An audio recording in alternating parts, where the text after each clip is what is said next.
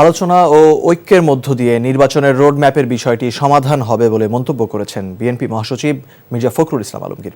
এদিকে দলটির স্থায়ী কমিটির সদস্য সালাউদ্দিন আহমেদ বলেছেন, জুলাই আগস্ট গণঅভ্যুত্থানে ঢাকায় আওয়ামী লীগের মৃত্যু হয়েছে আর দাফন হয়েছে দিল্লিতে।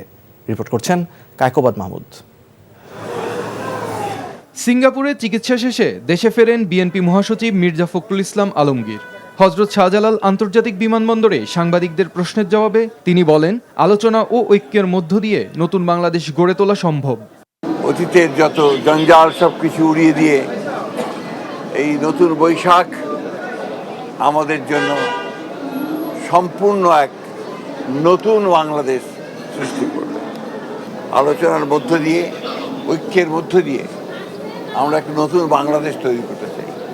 নিঃসন্দেহে আমরা এটা আমাদের মধ্যে এই ঐক্য সম্ভব হবে এবং আমরা সফল হব। এদিকে রমনায় বর্ষবরণ অনুষ্ঠানে যোগ দেন বিএনপির স্থায়ী কমিটির সদস্য সালাউদ্দিন আহমেদ।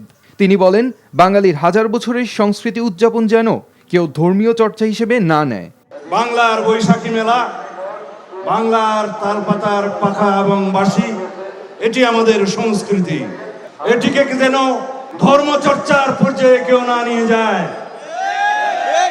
আমরা এই সমস্ত বাংলাদেশের মানুষ, সকল নাগরিক, সাংবিধানিকভাবে আমাদের মধ্যে কোনো ভেদাভেদ নাই। আমরা এই দেশের এই ভূখণ্ডের সংস্কৃতিকে, হাজার বছর থেকে লালিত সংস্কৃতিকে পালন করব, লালন করব। দেশীয় সংস্কৃতি চর্চার মাধ্যমেই ভিনদেশি সংস্কৃতিকে বিদায় জানানোর আহ্বান জানান বিএনপি সিনিয়র এই নেতা।